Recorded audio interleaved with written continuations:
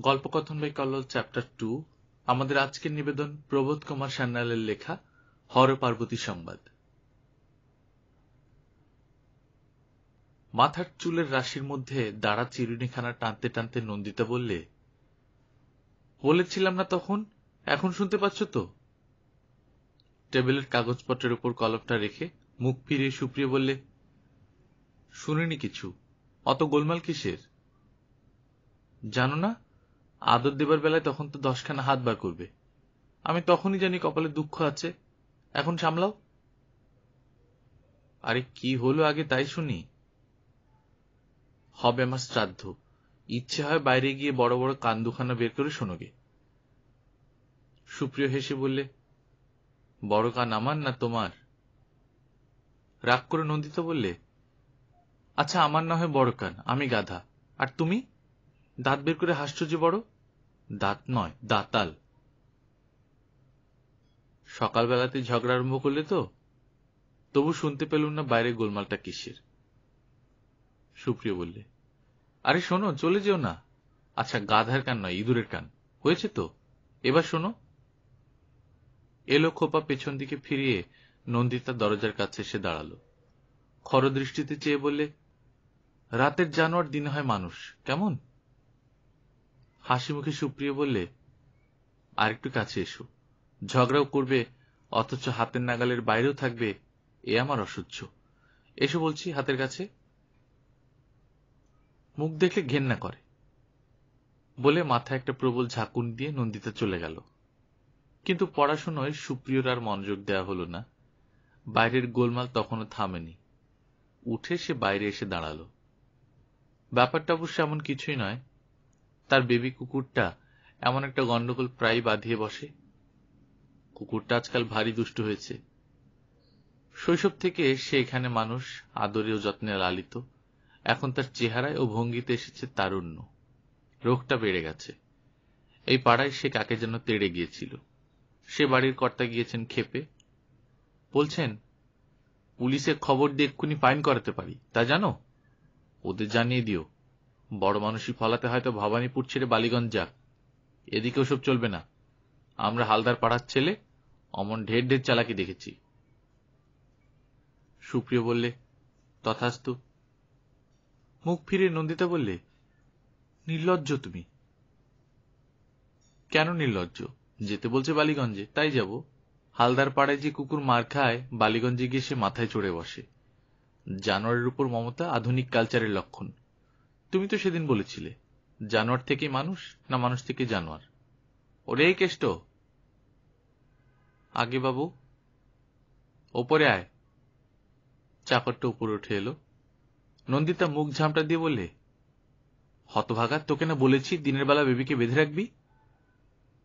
ভীষণ অভিযোগ জানিয়ে কেষ্ট বললে, তাই তো রেখেছিলুম মা, কিন্তু শেকল ছিঁড়ে বেরিয়ে গেছে। সুপ্রিয় বললে, ওদের বাড়ির লোককে কামড়াতে গিয়েছিল না রে? আগে না বাবু, ও লোকটা আকাট মিথ্যুক। আমাদের বেবির সঙ্গে অন্য কুকুরের ঝগড়া বেঁধেছিল, ওনার ছেলে মারলে ঢিল, তাই কেবল একটু গোগো করেছিল। নন্দিতা বললে, অন্য কুকুরের সঙ্গে যদি ঝগড়া করে তুই দরজা বন্ধ করে রাখিস না কেন? রাখি বই কি মা, কেষ্ট বললে। তবুও সেদিন ছুটে বেরিয়ে গেল অত বড় পাঁচিল ডিঙিয়ে। কি গায়ের জোর, মাদি কুকুররা বাধা থাকতে চায় না। থাম, নিজের কাজে যা, বলে নন্দিতা তার আগেই নিচে নেমে গেল। সুপ্রিয় ততক্ষণে গা ঢাকা দিয়েছে। একটু পরেই বেবির দীর্ঘ আর্তনাদে আবার সুপ্রিয় শান্তিভঙ্গ হল। পড়াশোনা রেখে নিচে নেমে দেখল চেরি গাছের ছড়িটা হাতে নিয়ে কোমর বেঁধে নন্দিতা বেবিকে বেদম প্রহার করতে আরম্ভ করেছে। সুপ্রিয় দৌড়ে গিয়ে স্ত্রীর হাতখানা ধরে ফেললে। আরে কি হচ্ছে, অত মারলে মরে যাবে যে। মরুক, আমি ওকে খুন করব। সে কি, ও যে অবলা। ছাড়ো বলছি। না। তুমি ওকে তাস করে দাও কেন? অবলা যে। ঠিক করে নন্দিতা হেসে ফেললে। কুকুরটা এই সুযোগে ল্যাজটা গুটিয়ে কাঠের বাক্সের পাশে গিয়ে লুকিয়ে কোঁ করে কাঁদতে লাগলো। হাসি মুখে নন্দিতা বললে, ছড়ি গাছে এখনো হাতে আছে, সাবধান বলছি। মুখ টিপে সুপ্রিয় বললে, সাবধানই তো আছি। আমি মার খেয়ে মরে গেলে কানে হীরের দুল পড়তে পারবে তো? ছড়িগাছা ফেলে দিয়ে নন্দিতা বললে, তাই বলে তোমার কুকুর পাড়ার লোকে কামড়ে আসবে? আর যারা ঘরের লোকে কামড়ায়? মুখ ফিরিয়ে বিদ্যুৎ বেগে নন্দিতা ছড়িগাছা হাতে তুলে নেওয়ার চেষ্টা করতেই সুপ্রিয় সেখান থেকে ছুটে পালিয়ে গেল। নন্দিতা ওখান থেকে চেঁচিয়ে বলতে লাগলো, আমি কামড়াই কেমন? হীরের দুলের ধাপ্পা তুমি আর কতকাল চালাবে শুনি? এই বলে সে রান্নাঘরে গিয়ে ঢুকল। সুপ্রিয় হাসছিল। দুজনের ভেতরকার এই অদ্ভুত আর অহেতুক সংঘাতটা প্রায় নিত্যদিনের। এখানে সম্প্রীতির অভাব বলে ভুল ঘটতে পারে, কিন্তু অন্তত ওদের দুজনের মধ্যে সে ভুল ঘটেনি। সুপ্রিয় কাগজপত্রের মধ্যে মুখ রেখে চোখের তারা দুটো উজ্জ্বল করে হাসছিল। কুকুর কেন, সামান্য ব্যবহারিক খুঁটিনাটি নিয়েও ওদের বিবাদ চলে। এই যেমন ধরো সেদিন সুপ্রিয় নিজে আরম্ভ করলে, শীঘ্র বলো, কেন ছিঁড়ে গেছে জামার বোতাম? বোতামটা অবশ্য ধোপার বাড়ি থেকেই ছিঁড়ে এসেছে, কিন্তু নন্দিতা বলে, আমি ছিঁড়েছি, বেশ করেছি। এর ক্ষতিপূরণ? ও, গভর্নর এলেন শাসন করতে, যাও বেরো। বাঁকা চোখে চেয়ে সুপ্রিয় বলে, মনে রেখো, আমি যদি পায়ে রাখি তবেই তুমি দাসী। ঝংকার দিয়ে নন্দিতা বলে, ওরে চরিত্রহীন, দাসীর সঙ্গে কোনো ভদ্রলোক? হঠাৎ সুপ্রিয় দার্শনিক হয়ে ওঠে, তাই তো ভাবছি, ঠিকই বলেছ। আমি ভাবি চতুরা স্ত্রীলোকের কি অদ্ভুত ইন্দ্রজাল।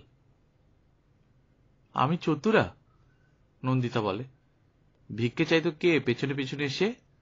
সাবধান কিন্তু সুপ্রিয়, আমি হাটে হাড়ি ভেঙে দেব বলছি। মুখের হাসি টিপে সুপ্রিয় বলে, আচ্ছা দাও, ভেঙে দাও, দেখি তোমার হাড়িতে কি কি সন্দেশ আছে। আমিও তখন বলবো, হে সমবেত ভদ্র মহোদয়, ভদ্র মহিলাগণ, আপনারা সকলে শ্রবণ করুন। একটি বিষধর উর্ণ নাভের জালে একটি নিরুপায় মক্ষিকা আবদ্ধ হয়েছিল। একটি অদ্ভুত চক্রান্তে সে বন্দী। মুখখানা বিকৃত করে নন্দিতা বলে, মক্ষিকাই বটে, আস্তা কুড়ের মাছি। থুরি, সুপ্রিয়া বলে, মক্ষিকা নয়, ভ্রমর। আর সেই ভ্রমরের পাখার গুঞ্জনে বসন্তরাগ শুনে রক্তগোলাপ মাথা দুলিয়ে উঠত। অমনি নন্দিতা হেসে ফেলে বলে, আমি মাথা দোলাতুম? কি মিথ্যেবাদী তুমি! কবিতা লিখে পাঠাতো কে শুনি? পুরনো কথাটা সুপ্রিয় স্মরণ করিয়ে দেয়। কবিতার সুখ্যাতি করতো কে শুনি? নন্দিতা বলে, স্বপ্নকন্যার রূপের প্রশংসা করনি তুমি? আমরণ উপবাসের ভয় দেখিয়েছিল কে? উত্তরটা তখনই সুপ্রিয় জুগিয়ে দেয়, হে ঈশ্বর, তুমি সাক্ষী, কবির কোকড়া চুল আর কালো চোখের তারার কে জানিয়েছিল সুখ্যাতি গোপনে? নিজের চেহারার কি গর্ব, বেহায়া! বলে তখন নন্দিতা রণে ভঙ্গ দেয়। আগে নতুন ঘরকন্যায় সুপ্রিয়র মন বসতে চায়নি। আগে মনে হয়নি তাকে ভাবতে হবে বাজার খরচের কথা, তেল নুনের খবর, চাকর বামুনের মাইনে। এ যেন তার কাছে অত্যন্ত যন্ত্রণাদায়ক সমস্যা। নন্দিতাকে সে বরাবর জানিয়ে এসেছে, আকাশের চেহারাটা উজ্জ্বল নীল, আর লোয়ার সার্কুলার রোডের রাত্রির দৃশ্যটা হেমন্তের কুয়াশা আর স্তিমিত আলোকস্তম্ভ মিলিয়ে একটা স্বপ্ন জড়ানো রহস্যপথ। নন্দিতার চুলের অরণ্যে নববর্ষার যেন ঘনঘটা, আর মুখে শরতের সোনার রৌদ্র ঝলমল, আর আঁচলে উচ্ছ্বসিত চৈত্র পূর্ণিমার দোলা। আগে সুপ্রিয় ঘুমিয়ে পড়ত নিবিড় তন্দ্রায় মোটরের মধ্যে নন্দিতাকে ঘিরে, রাবারের চাকায় জড়িয়ে যেত কলকাতা শহর পাকে পাকে, ঘন আলিঙ্গনে যেত মিলিয়ে রেড রোড আর চৌরঙ্গীর পাতাল পথ। আশ্চর্য সেই অতি পরিচিত অপরিচয় কথা বললে যেন ধ্যান ভেঙে যেত।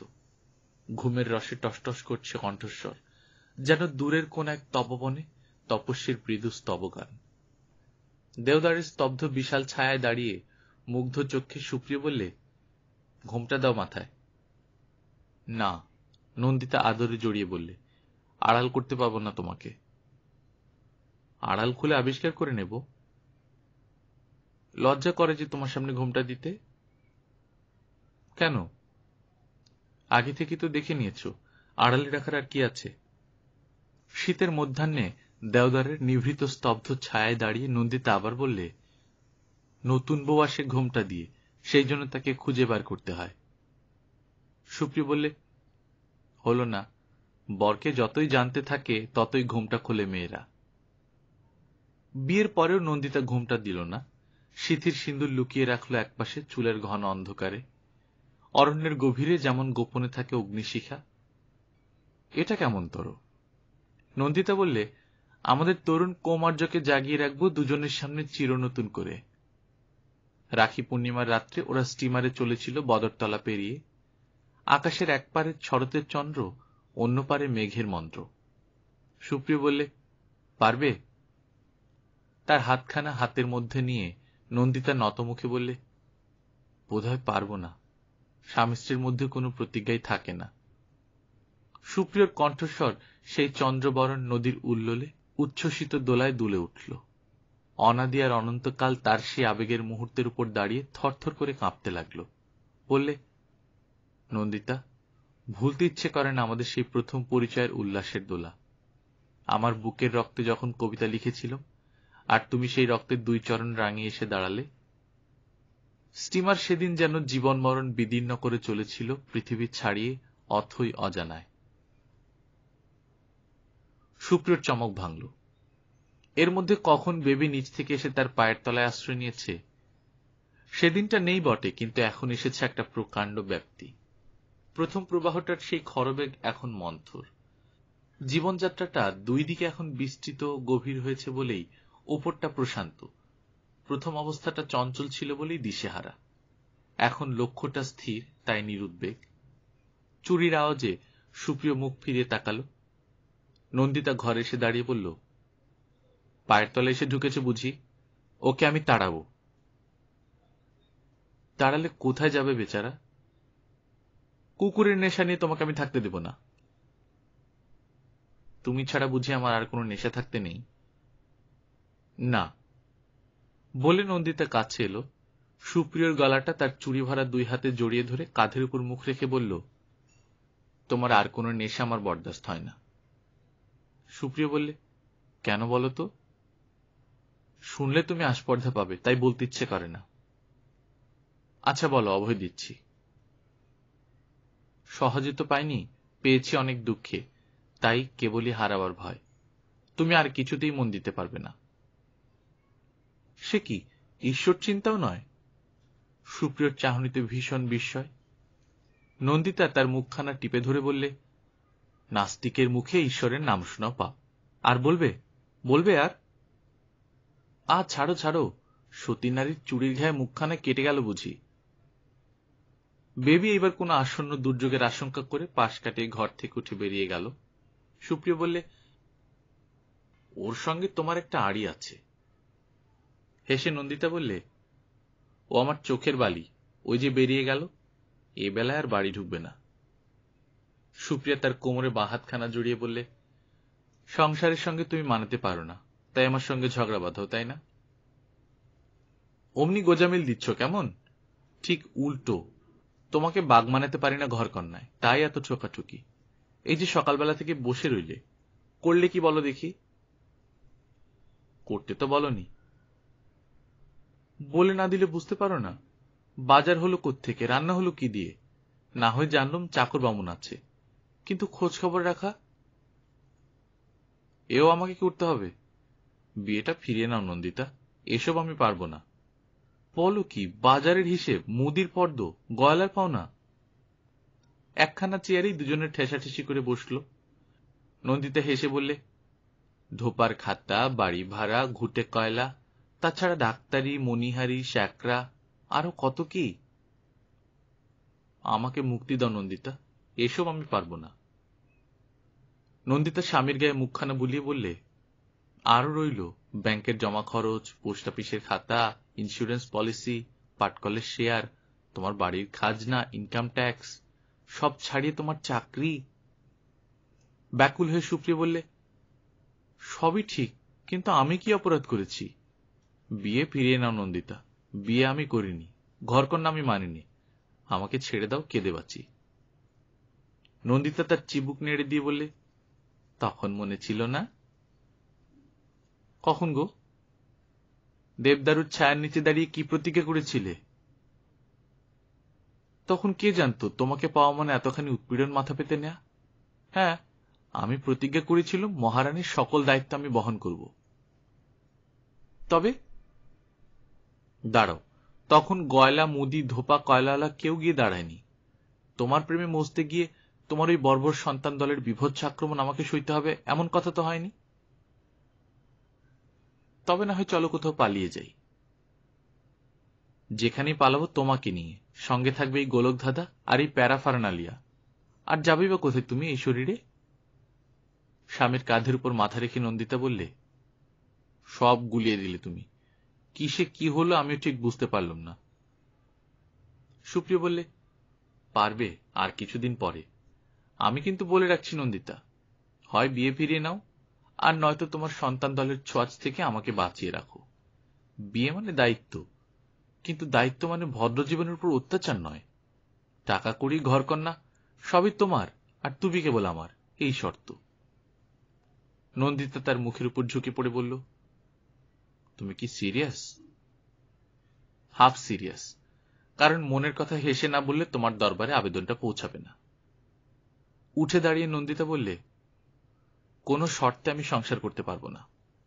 তোমার যা খুশি তাই করো। সুপ্রিয় বললে, এই অত্যাচার সইতে গিয়ে যদি আমার মৃত্যু ঘটে? ঝংকার দিয়ে নন্দিতা বললে, তবে তোমার চামড়া নিয়ে ডুগডুগি বাজাবো। এই বলে সে ঘর ছেড়ে বেরিয়ে গেল।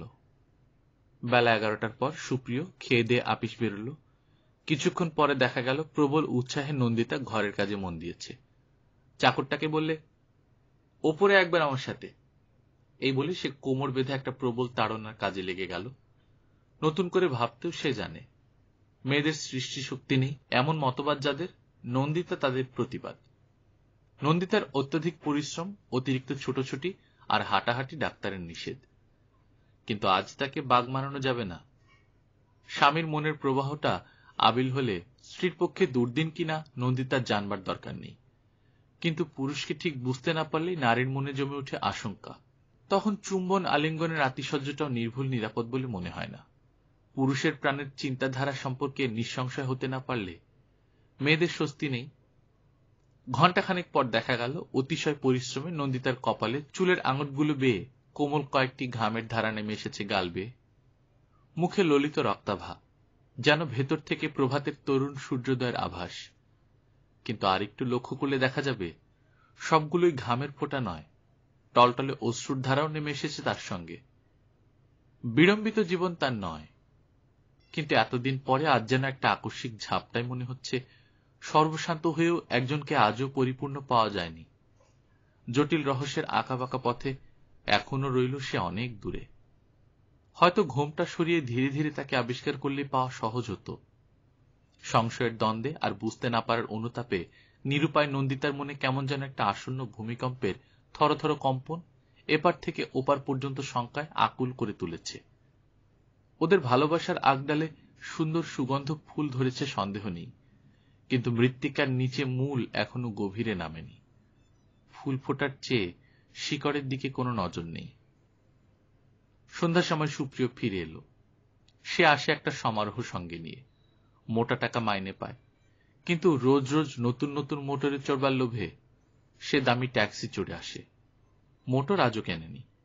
সঙ্গে আসে মণিহারি, ব্যাংকের খাতাপত্র, চৌরঙ্গি গ্রিলের খাবার, নিউ মার্কেটের ফুল, কোনো কোনো দিন মুখরোচক অসাময়িক দামি আনাজ তরকারি। গাড়ি থেকে নেমে এসে স্ত্রীর দিকে চেয়ে সে একেবারে বিস্ময়ে স্তম্ভিত। আজ কি ভুল করে অন্য বাড়ি ঢুকেছে?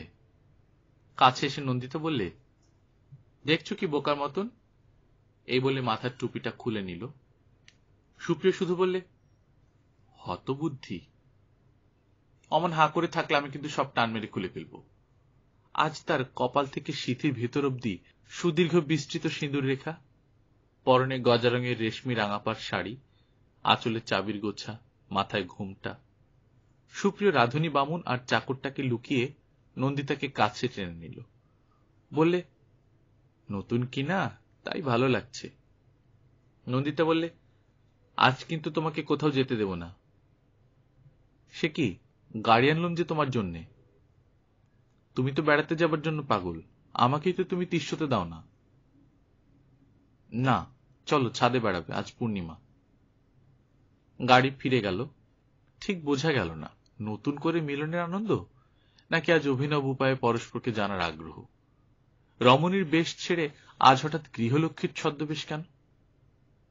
গলা ধরাধরি করে ওপরে উঠে গিয়ে সুপ্রিয় বলল, রস ঢেলে দিয়ে আজ মাতাল করবে না অমৃত ঢেলে ঘুম পাড়াবে নন্দনবাসিনী?